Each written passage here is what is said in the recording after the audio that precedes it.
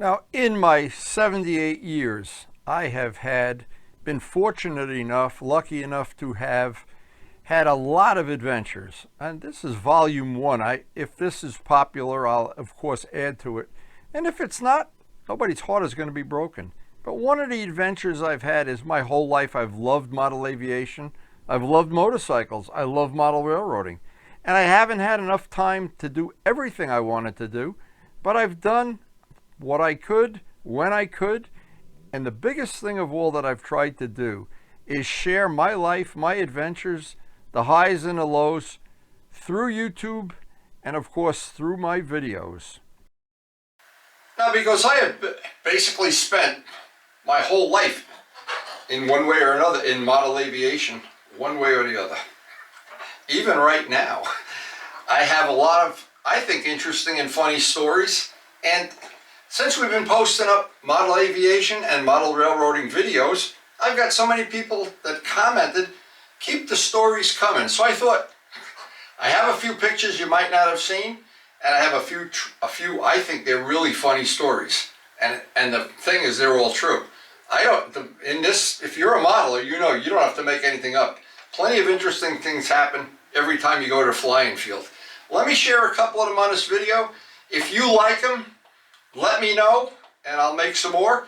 Hit the like button. YouTube will know you like these videos and maybe we'll get to do a bunch more of them. But it seems like we have an endless supply of funny stories, and they are all true. Now, the first story to share, and I know a lot of people that don't live in the New York City area would find this hard to believe, but it's true. Years ago, we found this great place to fly near the Circle Burner Field. It's on the edge of a swamp. It's called Bradley's. And how Bradley's would work is, they would open at 9:30 or 10 o'clock or whatever, but if you got there at 6:30 in the morning, you could get a lot of flights in before the people started coming in. And we had a security guard there. I don't know if to give him the benefit of a doubt, a young man who was he would come and see us flying in the morning. He would come to work at 8:30 or whatever his shift was. He would have to gather all the loose shopping carts and put them back by the store. And he'd always make some snotty comment about the plane. Hey, you guys are playing with toys. And he'd have his little security van with the little light and blue lights and everything. Oh, well, that's setting the stage. Now, we flew there, and we would get there at 6:30 in the morning, and many people flew there. Lou Dudka, Glenn Metter, Jimmy Casale, the list goes, Billy Simons, endless. So you never knew who was going to be there in the morning. And Tom Niebuhr was there almost every morning, too. He was on his way to work, and that's not the whole story. The funny part of this story is, one day, John DeTavio and I go there. Now, John wants to fly because he's got to go to work. I want to fly. I got to go to work, so we get there real early. It's almost dark. We move all the shopping carts out of the area. We have our circle. We have it marked off. And you got to do this before the people start coming in or it gets dangerous. And you get 2 hours of nice flying. Air is usually stone dead in the morning. But John is flying. And this is the kind of stuff you can't make it up. And I'm out of the corner of my eye. I'm watching him do his thing. I'm looking out and I see there is a snapping turtle the size of a pizza pie. I've never seen a bigger, meaner looking snapping turtle. And he's walking out to where John is. Da-dum, da-dum. Anybody's ever seen a snapping turtle, they are mean and they will take your fingers off. And for some reason, he's attracted to John. He probably smelled the pepperoni pizza or whatever John had eaten the night before. Who the hell knows? He's walking right to John. I'm yelling at John because John's looking at his plane and he's walking. He gets about 10 feet from John and I'm yelling at John. And he looks down and this snapping turtle takes his head out like he's trying to intimidate him. John moves, but you can't move. Now you're into the lane where the cars come by 40 miles an hour. So finally, John lands the plane and the poor turtle's only about 3 feet away and the turtle keeps walking toward him. And this is a big turtle. That's why I say this is really funny. And I said to John, what are we going to do? John's going, I'll show you how to deal with these turtles. And he goes in his van, he had his work van, and he had a broomstick. He says, watch this. He puts the broomstick down by the turtle's mouth. And he's hanging the turtle up, and the turtle's shaking, and they can make scaring the hell out of us. I said, what are you going to do with him? You know, there's a ditch right on. What he did, he came up out of the ditch. There was a ditch, and it was early in the morning. He says, no, no, no, no, no. I don't want him. I want to get my practice flights in. I don't want to have this. He looks around, and our rent-a-cop friend hadn't moved all the shopping carts yet. We just took him out of the area where we flew. John goes over to the shopping cart, puts the turtle in the shopping cart, and within a minute, the turtle lets go of the broomstick. It just falls down on the floor. So he's in the shopping cart. We're flying for about a half an hour. So we were going to just dump him back in the ditch at the end and be done with it. And so John has this great idea. And God bless him. God bless him for coming up with it. He says, you know that cop that's always making fun of us? I said, I got a great idea. We went over to where the store was, and there's about 10 shopping carts. He pushes this cart with the turtle in, then goes and gets 3 or 4 more shopping carts. So this turtle is in the middle of 12 or 15 shopping carts, and obviously getting more agitated by the minute. And now, when the guy, the rent-a-cop comes over, he's going to move these carts up to where the store is. And I was just thinking, we never got it on video, but there's got to be a person or him that at some point in time took the cart out, took another cart out. You know how you do that at Walmart or something. And all of a sudden, there's a snapping turtle. And John used to love to tell that story. I love to tell it. I'm sure maybe you've even heard it already. Absolutely true. And to this day, well, we don't fly at Bradley's anymore, but I have seen a lot of snapping turtles, and I have them on my videos riding motorcycles. I pulled over the side of the road just to see the snapping turtles. And don't ever put your finger anywhere near their mouth. And anybody is a long-time subscriber to my channel, the motorcycle videos, they'll remember I was out riding, and I did see a snapping turtle on the side of the road. I went over, not as big as the John turtle. I went over to take some pictures of him, and he got really aggressive. And a car stopped with 2 elderly women in it, and they were going to get up and pick him up and save him. They were environmentally friendly. And I had to convince them, don't even go near that mouth with your fingers. Now, everybody knows how successful the Brodak kit, the Brodak Cardinal, one of the best-selling kits for Brodak, I guess for everybody. But there is a true story that I think you'll enjoy if I tell this and I can avoid laughing. Now, anybody knows one of the first big stunt ships I ever built was a George Aldrich Nobler. In fact, over my lifetime, I built several of them with mixed results and learned a lot, believe me. But I was at Brodak's one year when George Aldrich was there. And this is later on in life. And we had talked on the phone many times. I had a lot of fun conversations with George. He was quite a character. In fact, a great designer, great flyer, great character, whatever. His career is beyond reproach. And obviously, if the two of us, he is the more famous and wealthier, I don't know.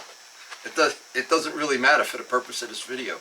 But what would happen is, I would be with George in the pits, and somebody'd be flying one of the Brodak Nobler kits, and he'd look up every time he'd see one fly. Windy, windy, windy, windy. Nobler, Nobler, best plane ever designed, best plane ever designed. Anybody knows George, that's how he was, you know it. So, every time I would see a Cardinal fly, a Brodak Cardinal, hey George, Brodak Cardinal, Brodak Cardinal.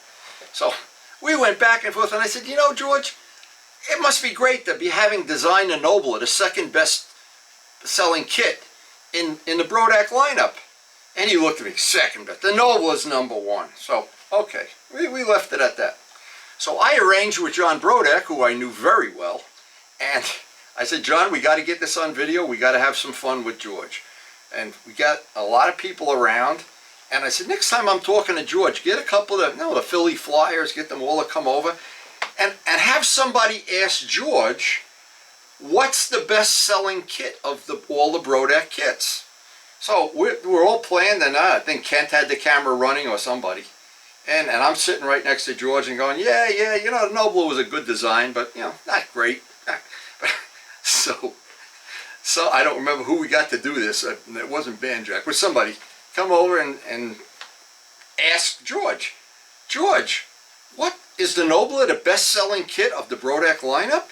And John Brodak was right there, and John jumped right in. He says, oh no, Wendy's kit outsells his 2 to 1, but much more modern, better design.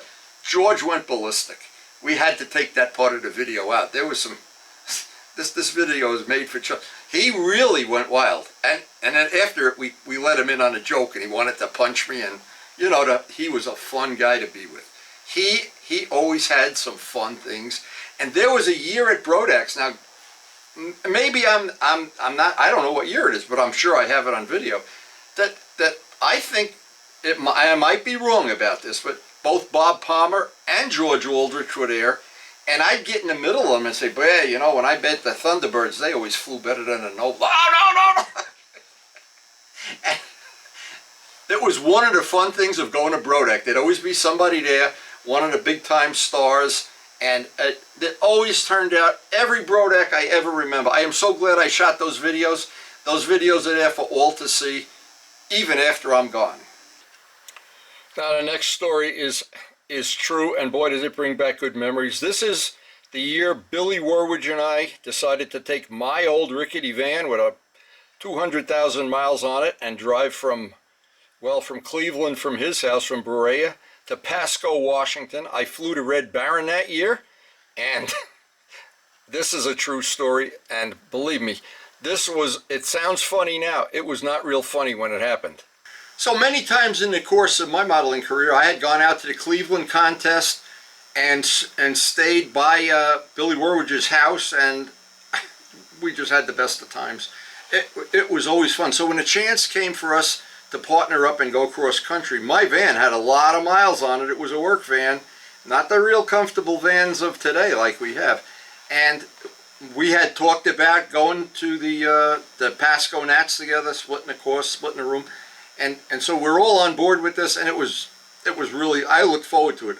I drove out to Berea, and we practiced for a few days. Bob and Raleigh McDonald were there, and we had a great time and went out with several of his friends, and just a wonderful time. Then we set off on our trip. Now, Bill and I both split the driving. 6 hours, 5 hours, 2 hours, whatever. And what happens is when you're in a car with somebody for 5 days, and basically you're just sharing war stories, you hear some funny stories.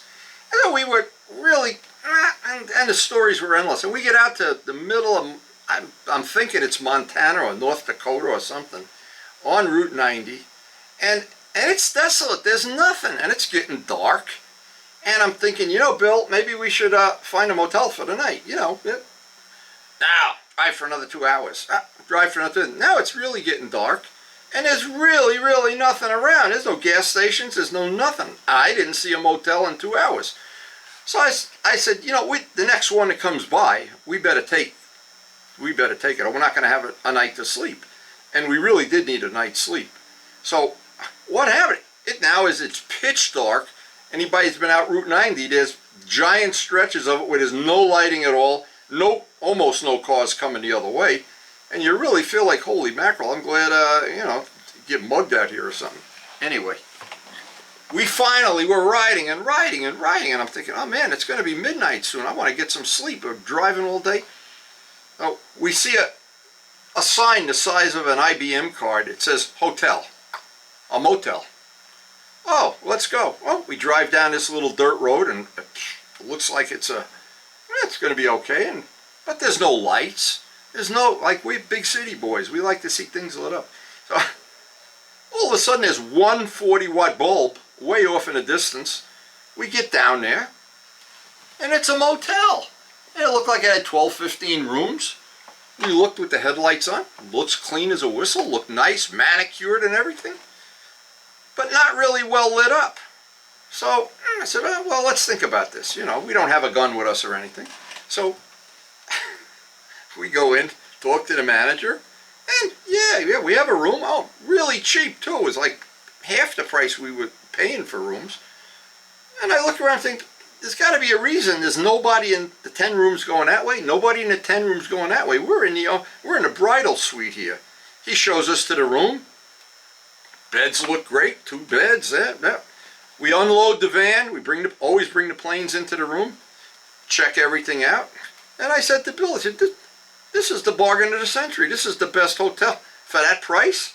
And we got the whole hotel to ourselves. Not to worry, nobody's going to steal your hubcaps or something. And right, Bill, see you in the morning. We shut the lights out. And we did our usual chatting for 5 minutes.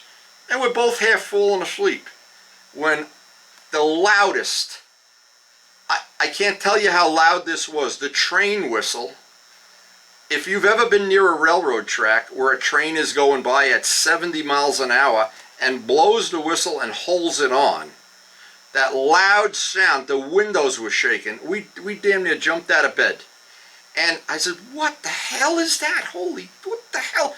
Well, we go to the back, move the curtains, look out at the railroad tracks where you could reach out the window and touch the train as it went by. And I think the engineers in this area, if they knew this probably the only hotel in Montana or something, they just on purpose blow the horn or something.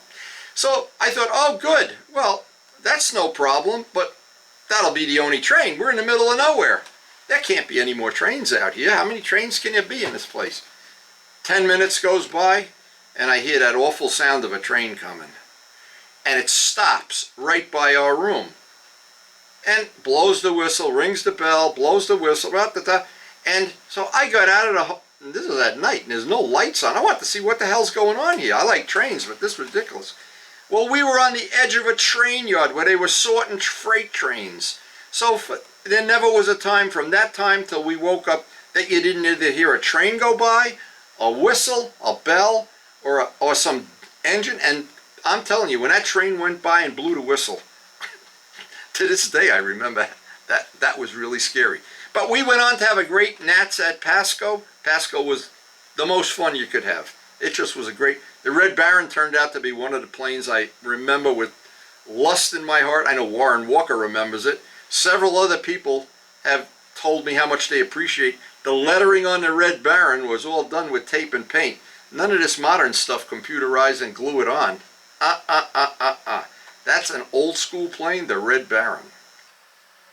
Now I built 4 Spitfires with Joe Adamusco and Big Jim's help over the years. They are some of the most memorable planes. Billy Sargent still has this one, the I-beam one, but there's a story about this plane where we were flying in Palisade Park that is, to this day, I wonder how I avoided and I ducked a bullet. So in all the time that I ever flew model planes, there was always, and it got worse and worse as years went by to the point now where it's just impossible to fly anywhere locally here.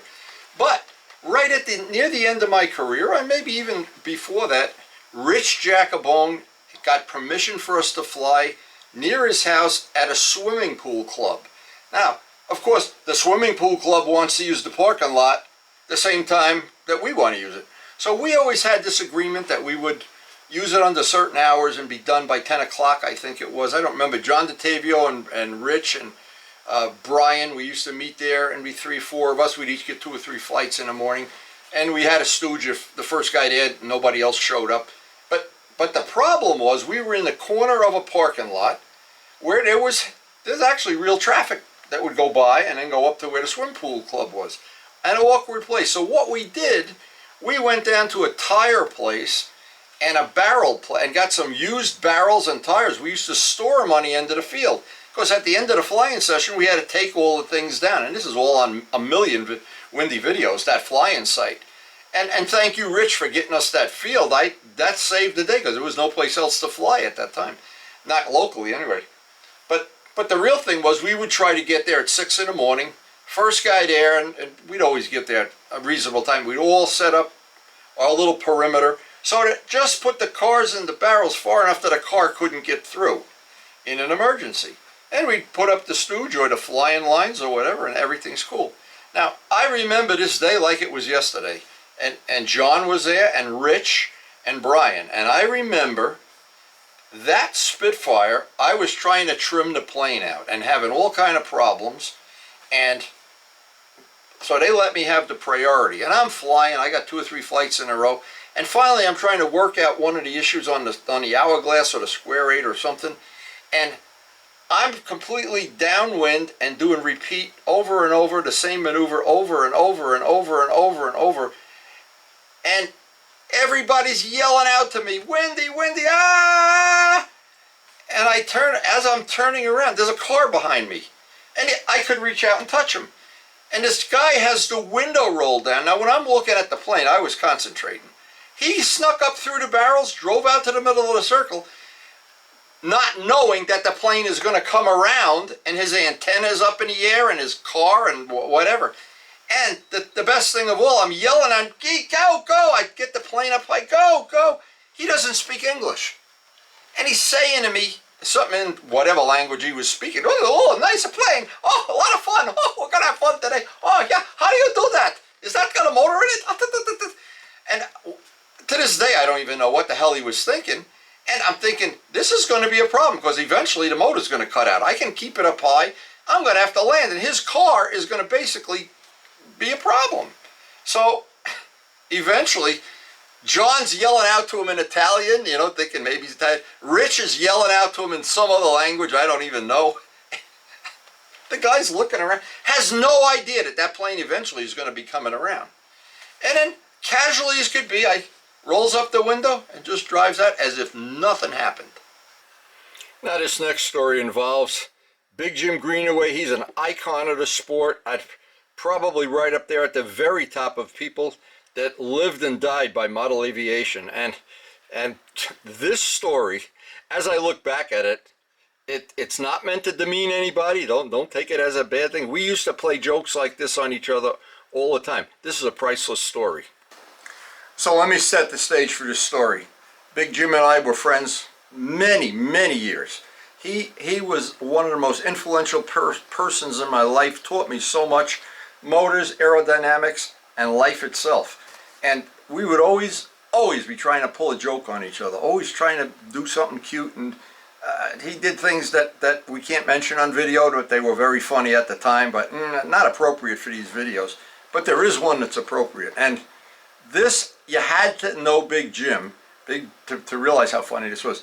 Big Jim lived Saturday and Sunday out of Flushing Meadow. We would all travel and pay all the tolls and everything to go hang out with him, and he'd sit on a barrel and he'd coach Mike Rogers and all the people that were out there, his friends, Andy Lee, Hank Forbes, and I was one of them. And we always would be playing jokes on each other and whatever. So Big Jim one day, he comes over to me and totally unannounced, he's looking at the plane and do this and do that and yeah, whatever, okay. And he says, Wendy, I have a beautiful doll. His mom, I think, had passed away, but I'm not sure if it was somebody else. Entered this beautiful doll, and it was about that big, and in a baby costume. He knows that my wife Karen collected dolls. And he says, I will bring it to you and you can give it to Karen. And Jim had been to my house earlier, and believe it or not, he wanted to see the Lionel trains. That's one of the reasons he came over. But anyway, that's beside the point. So here's the bottom line. I said to him, I said, well, okay, tomorrow is Sunday. I'll be here early. Bring the doll. That'll be great. Okay, so great. We're set to go Sunday. Well, Sunday comes, and I had something go bad at my end on a farm here. I couldn't make it to Flushing Meadow. But somebody else had not told Jim, or I didn't communicate with him, this is before cell phones, of course, that I wasn't going to make it. So Jim shows up, parks the car, and he's carrying this doll, and it's a beautiful little, a girl doll, and comes into the little area where we fly, and everybody's giving him a hard time. Playing with dolls now, Jim? Sold your planes and you're playing with dolls? Can I see the doll? And Jim was a little embarrassed about it. So, where's Wendy? I'm going to give him the doll for his wife. Well, Wendy isn't here today. Okay, so about another half hour, he's getting harassed by everybody out there. Finally, he goes back to the car, opens the trunk, puts the doll in the car. That's the end of the doll. So, the story is, then he called me up. He said, oh, where the hell were you? No. I said, I'll be there tomorrow. Trust me, I'll be there tomorrow. He said, okay. So the next morning, everybody gathers around. Here's Jim coming down the road. He parks the car, goes in the trunk, takes out the doll, but it's in a paper bag to give me the doll. And honest to God, if you saw that in real life, you could not believe how funny that was. But we had done many of what we thought at the time was funny stuff, funny little things, that maybe as we look back, they weren't that funny, I don't know, but the doll story with Jim, and I know everybody that was there that day will never forget that story. Now, Dave Midgley and Jose Modesto would have this ongoing contest among the stunt flyers who could put the most and the loudest colors on their stunt ship. I'm not sure who ultimately won, but every time Dave would get some new fluorescent paint or some glow-in-the-dark paint, and Steve Busso jumped on a bandwagon, and they all wanted to have these planes that glowed in the dark. And I think Jose eventually won, but I got a bunch of Jose Modesto stories that are priceless, and I'm going to save them for if the next video we'll do things all about Flushing Meadow. Funny stories, and I heard from Matt, I hope I'm saying your name right, Colan, and Matt used to come to Brodax, and he was going to judge old-time stunt. I'm reading the notes that he sent me, and I said, you can't judge us experts. We were giving him a hard time. Hey, you got to be, first, before you become a judge, you got to be manned up. So he says, what do you mean manned up? It has nothing to do with your flying skill. You just need to be manned up. Come down to my table. We always had our own table at the back of Brodax. I said, come down, and tonight Ken will explain to you what being manned up is. Well, he came down after we were all eating hamburgers and stuff, if I remember right. And I'm going to read his notes. This is funny. I wandered into your campsite, not really realizing what was coming my way. Kent Tyser immediately put me in a headlock, walked me to the chair, handcuffed me. You, Kent, Billy Sargent, Shelley, and Karen tattooed me, put a bandana on me, and got me ready for judging the next day. See, this is how the respect we have for our aerobatic judges.